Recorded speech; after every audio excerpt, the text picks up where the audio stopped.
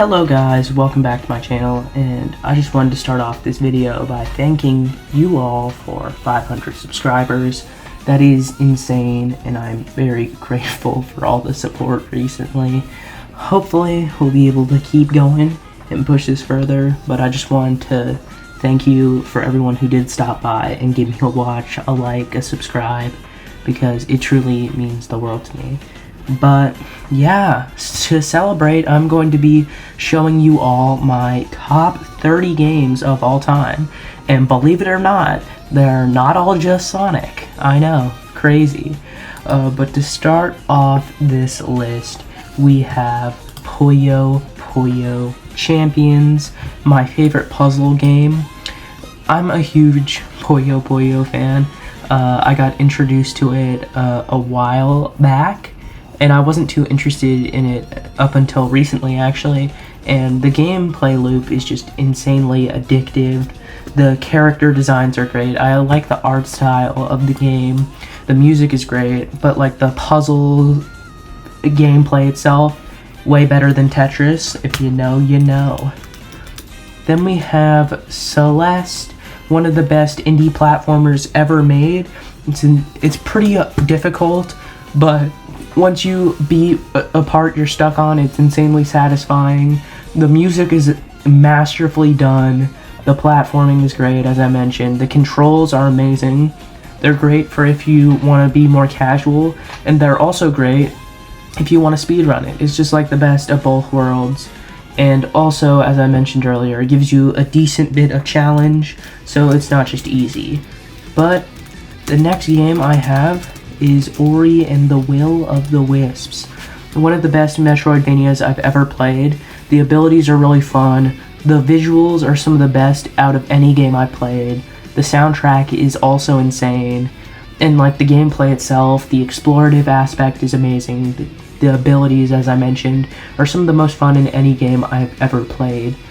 The environments are just like masterfully done. The boss fights are amazing. They're like huge, foreboding enemies that are like really satisfying to take down, and I just have no problems with this game, man. And next will probably be my most controversial, actually, I don't know if this will be controversial, but Ape Escape. It's one of the best platformers I've ever played on the original PS1. Like, it's just amazing, man. I mean, little to no problems with this one. Like, the soundtrack is just like really cool, and like it just fits the game's atmosphere. The actual platforming is great. I think it outshines actually quite a bit of the 3D Mario games, including Galaxy. Now that's a hot take. The abilities are really fun. I mean, the story it's something. But now we have what actually is my most controversial game. If you look at it, I don't actually, okay, it's not here. Give me a second. Okay, there we go. Pokemon Legends EA, sorry for that. This game is a game that's kind of controversial, I should say, for many people, because like it's modern Pokemon. But there's a reason why I like this game so much. Now, keep in mind, I am not a Pokemon fan in the slightest. Most of my experience with the series was with playing Sword and Shield back in 2019, and I think I played a few of the 3DS games as well, but other than that, don't care for Pokemon.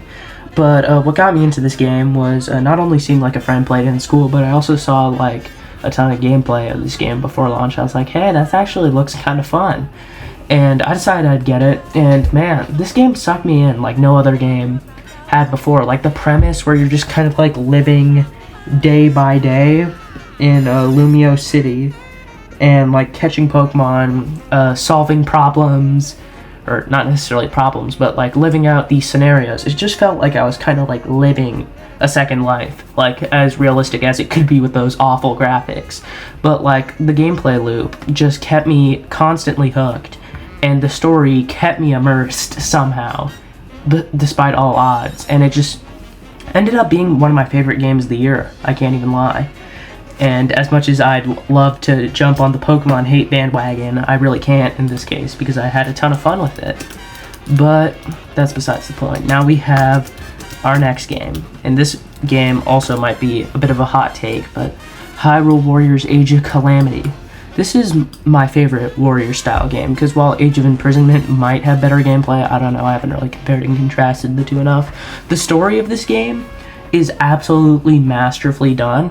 While, yes, I prefer them to do like an actual Breath of the Wild prequel, because Breath of the Wild's story was like really good, in my opinion. Obviously, a lot of people didn't like Breath of the Wild's story, but I thought it was really good. But Age of Calamity kind of makes it, like, I want to say better, but at the same time, like, no, it's not better, but it's really amazing.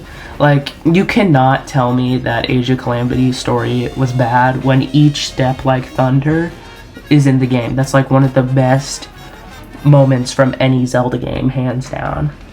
And that is also my favorite level in the game, so who would have guessed? Next is another hot take.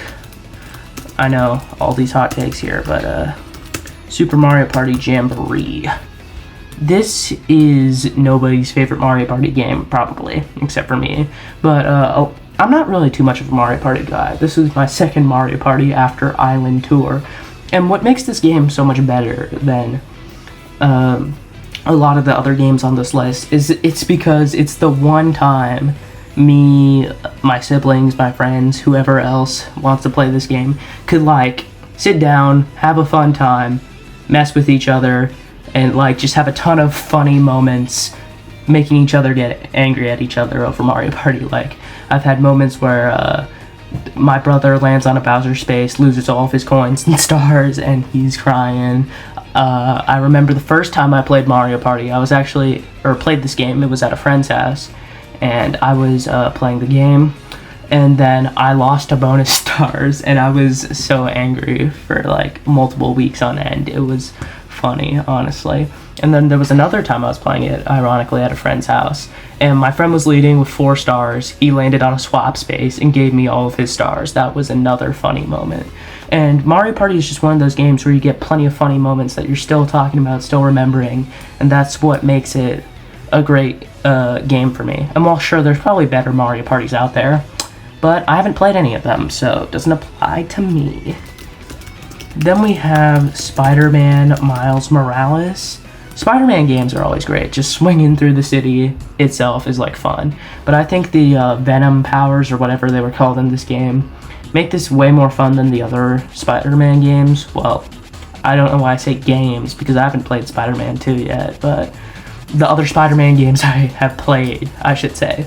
And the campaign was really good. Sure, it's like not as long as other Spider-Man games, but like I like shorter games. Like, one of my favorite games, spoiler alert, is Sonic X Shadow Generations, and those games are like an hour long each. So like, who cares if it's short? Next we have Mario Kart Wii. This was my first game ever, and also my favorite Mario Kart game. Crazy how that works out. The amount of memories I have with this game is probably what keeps it so high, because while there's still stuff I like about this game that is not coming back in future Mario Kart games, like the over-exaggerated tricks, the wheelie system for the bikes and how the bike's controlled in general, there's still a lot of nostalgia tied into my opinion. I mean, the track selection is good. It has some of the best Nitro tracks in the series, but I feel like other games in the series surpass its track selection at this point. And also the music is surpassed by World and 8 Deluxe easily. But like, the amount of memories I have with this game, playing it with my siblings late into the nights. I remember the first time I won a game, it was on New Year's Eve, and I finally got 3rd place on Wario's Gold Mine, which was one of the hardest tracks for me as a kid. And then I finally got 1st place on Wii's Rainbow Road. And if you remember Wii's Rainbow Road, that course was like really hard. But yeah, amazing. Then we have Kirby and the Forgotten Land, specifically the Switch 2 edition. You may be wondering why I didn't do the Switch 2 version of Jamboree. And that's because I've never played it. But Forgotten Land Switch 2 edition, it's really good. The main game itself is my favorite Kirby game. I don't know why I'm saying one of. It's my favorite Kirby game. It has so much heart put into it. The environments are great. The environmental storytelling is amazing. The gameplay itself is great. The copy abilities work well in 3D. Mouthful modes are fun to use. The story is like a Kirby game. It's like a Kirby story. Of course, it's good. And the music is also great.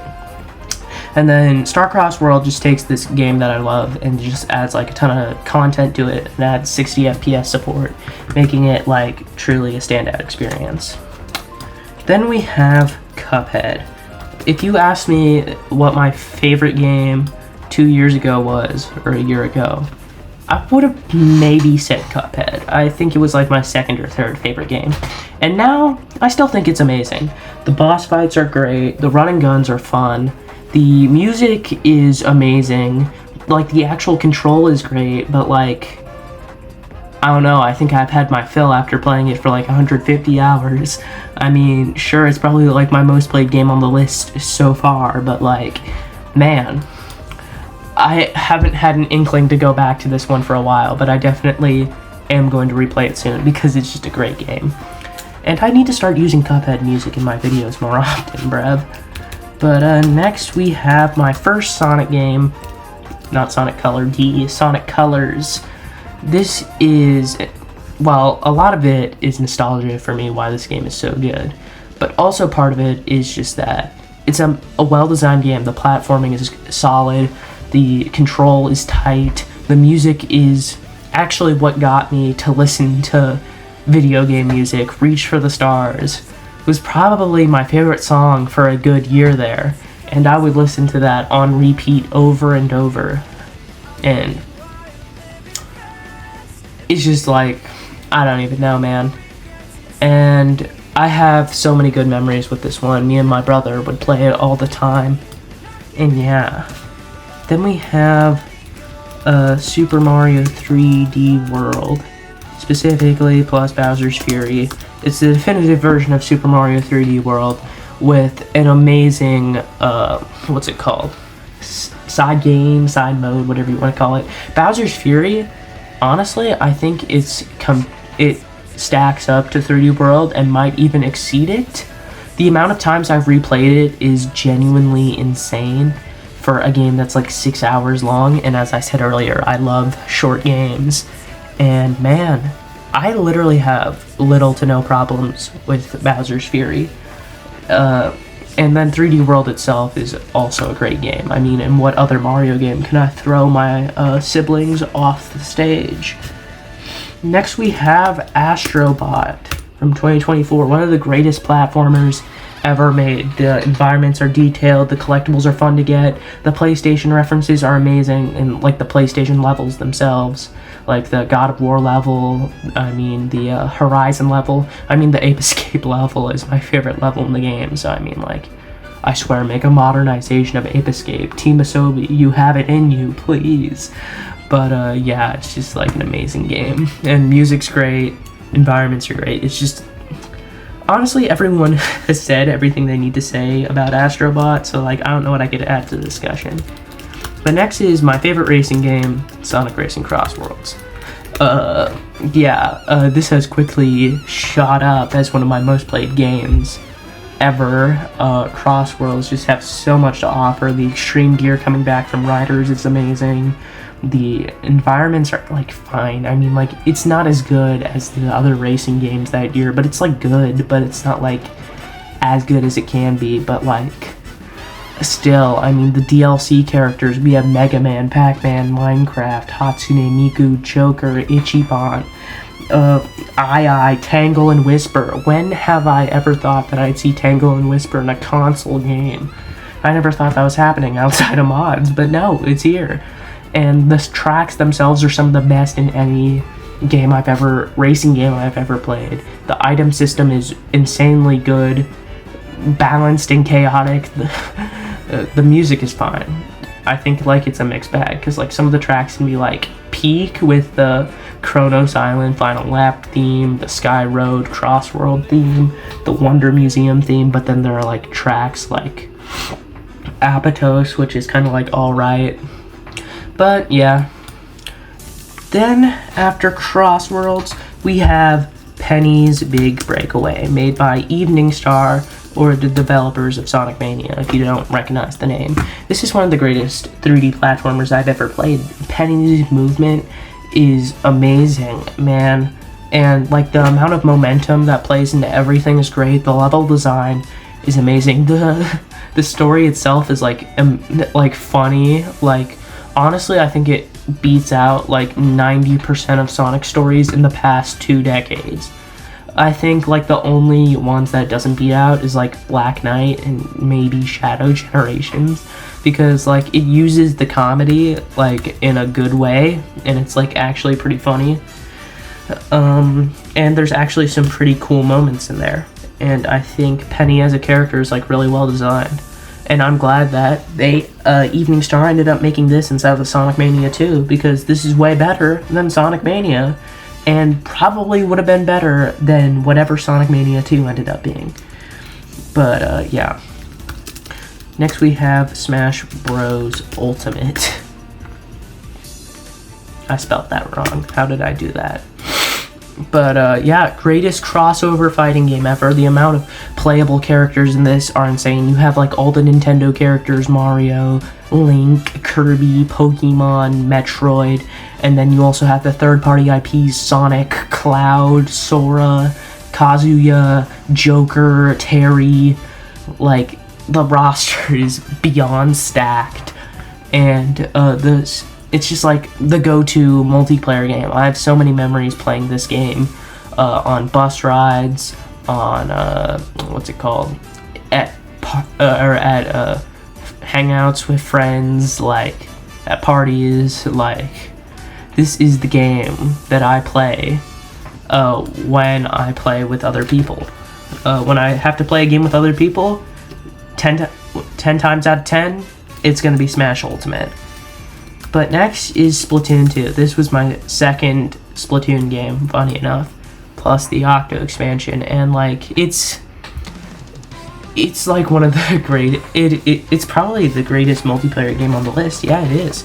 And I have memories playing this game not only with friends, but grinding the online throughout multiple summers.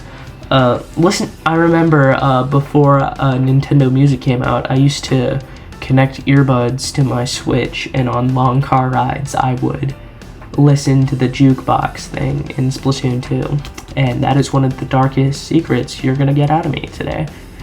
And also the maps were really well designed, the online was really fun. Octo expansion, well, I have more mixed feelings about it now. Honestly, it's an insanely fun mode, and it's probably the best Splatoon story mode ever. The game's just really good. Like, it's my favorite Splatoon game. Splatoon 1 and Splatoon 3 could not come close. Plus, there's a hefty amount of nostalgia thrown in there, too. Because, ever since I got it back in 2018, like, I've barely been able to put it down. It's a shame that the online's starting to die out now. Next we have Final Fantasy VII Remake. This is the first game I bought this year, and maybe there's a bit of recency bias played into it, but I've been playing this game non-stop. I recently beat it, 30 hours of gameplay, and man, it's peak. The story is some of the best of any game. I think it's my second favorite, which we'll find out my first favorite soon enough. And the gameplay itself, the fighting system is amazing. The characters are great. The music is awesome. Like, everything about the game is just amazing. Plus, there's a good amount of spectacle in the cutscenes. The cinematography of the cutscenes is great. And then, like, I don't know. It's just a great game. I have little to no problems with it. Also, it's my first, like, non-cartoony game in a while here, so it's the last one you're getting. Super Mario Odyssey is next. This one is actually a very special game to me, because it's actually what got me into gaming. Because sure, I played games before it. I played Mario Kart Wii, I played Wii Sports, I played Mario Kart 8 Deluxe. I've played other games before Mario Odyssey. That's the point. I played Splatoon 2 before Mario Odyssey. But Mario Odyssey is the game that got me into gaming, I'd say. It's what introduced me to, like, I don't know how to explain this. It's like, I played games before this, but this is what got me sucked into the world of gaming. This is what got me obsessed to games today. It got me to learn all these useless facts about games. It got me, because, like, the gameplay is just, like, some of the best in any game I've ever played. Cappy was, like, an amazing addition to the moveset. The amount of moons you could collect in the game, some people don't like that, but personally, I love the amount of moons in the game. It makes it feel like there's always something new around every corner. The kingdoms were amazing. The story, I mean, it's a Mario story. And then the soundtrack was also really amazing. While I said that Sonic Colors was what got me to listen to gaming soundtracks, I mean, Super Mario Odyssey, I remember Jump Up Superstar like the back of my hand. Break Free, Lead the Way, too. Sure, Sonic Colors is what got me to listen to gaming soundtracks, but Super Mario Odyssey got gaming soundtracks on my radar. And man, it's just like a great game through and through. What's next? This game came out in 2025, and it's my game of the year for 2025. Donkey Kong Bonanza. Truly a generational game. It's like everything about Mario Odyssey, but better. Like, the music in this game is absolutely peak. Breaking Through Heart of Gold, I think that's what it's called, is like probably one of, if not my favorite video game song ever. And the environments are like beautifully detailed.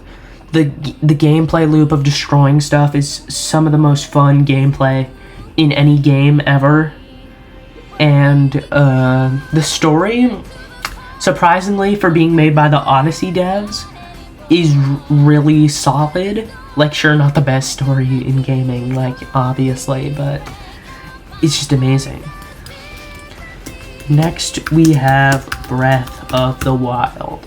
And I remember, this was what got me into Zelda, because at first, I was a guy who thought Zelda was only for dads, because all the dads I knew played Zelda, so I assumed it was just for them. But when I picked up this game for the first time, because my sister got it, man, it was peak. Literally, the open world is amazing. The Great Plateau is just like a great starter area. And then once you're chucked into the open world, there's so much to do, shrines to complete. The story was awesome. I always loved it, even though, sure, it was more like all the story was in the past, so that was kind of a bummer, but I didn't care. I would immerse myself in this game for hours. I was like, please, Nintendo, release a third DLC pack that allows you to play the story in the past. And honestly, well, technically we did kind of get that, but like, Breath of the Wild just made it, wandering around and figuring out fun stuff to do was like amazing. Shield surfing down the snowy mountains of Hebra, using the Master Cycle Zero to just drive off random cliffs and like paraglide down. I remember, actually I'm not going to say that because that'll make me look very stupid, because that actually wasn't too long ago. Yeah, there were just so many cool memories I've had with this game. And, like, sure, there are some aspects that are kind of, like, not as good as they could be. The Divine Beasts aren't as good as standard Zelda dungeons. And, the soundtrack is not as good as some other Zelda soundtracks. But I don't care. It's just an amazing game through and through. And I don't even know who could disagree with me. Unless if you like Tears of the Kingdom for some reason, which that game's kind of just alright. What's next? Sonic X Shadow Generations. I just made a whole review of this game on my channel, so I don't want to go through rehashing everything, but it bundles two of the greatest games ever made. into one convenient package. Sonic Generations is like a masterfully designed game. Shadow Generations is another masterfully designed game. And Peak, both 2 amazing soundtracks, 3 amazing gameplay styles, like a ton of amazing levels and bosses, besides like maybe, I don't know, the Death Egg robot for classic Sonic, and the Time Eater, I guess. Like, it's just an amazing package. It's one of the best Sonic experiences you can have, but not the best, because next is not a Sonic game, but Majora's Mask. The Legend of Zelda Majora's Mask. Now, this is my favorite story in any game. Wandering around Clock Town, solving people's problems, and the 3-day time limit makes everything just feel so much more intense and interesting to deal with. This is actually the game I'd say probably got me into video game stories, and it's probably the first game that actually immersed me, I'd say, and is also the first game that I ever, it's actually not the first game I ever beat. It's the first game that I actually really cared about the story. It got me into like watching theories on YouTube and to like actually be interested in video game stories. As I said, the dungeons are really good in this game. Like everything about the game. The side quests are like especially stand out. Like usually I don't like to do side quests in games because I'm more captivated by the main story. But like the side quests in this game might as well be the main story, because if you're not doing some of these side quests, like the Couples Mask side quest with Cafe and Angie, I think that's their names. It's actually if I got that wrong, then I'll feel so stupid. But if you're not doing that side quest, like, what are you doing, man? Are you stupid? And then there's like that one thing where you have to like get rid of aliens from the ranch. Like, why is that a thing in this game? And and I was about to say the story is amazing again, because I just can't stop blazing the story. And the mask system, where you get to like transform into different things to solve puzzles, is great. Best Zelda game, hands down. And I think people say that the N64 version is better than the 3DS version, but I've never played the N64 version. I always played the 3DS version, so suck a lemon, little man. And my last game, Sonic Heroes. This game does not have the greatest story ever made. It doesn't have the best visuals, but what it makes up for in story and visuals, obviously, the gameplay is just masterful. Like, once you figure out and get past this game's many learning curves, because there are many, man, like, it's so satisfying to speedrun these levels. And the soundtrack, generational. I'm sorry if you have not seen the light yet, but like all the vocal themes in this game, besides maybe the main one, are peak. The stage tracks are amazing. I think the only bad thing in this game are the special stages, and even then, like, who cares? It's special stages. Yeah, this game is peak. And I have so many memories playing this game, and peak. How many times can I say peak about one game? I think I've said peak about all of these games, actually. But yeah, that's kind of my list. If you disagree, which I know you will disagree, because who is putting Puyo Puyo Champions in their top 30 games next to Ape Escape, Pokemon Legends ZA, and frickin' Hyrule Warriors Age of Calamity, and Sonic Heroes, and Mario Party Jamboree? I am actually the king of unpopular opinions, but who cares? If you enjoyed, make sure to like and subscribe. Thank you all for 500 subscribers, and I will see you guys next time.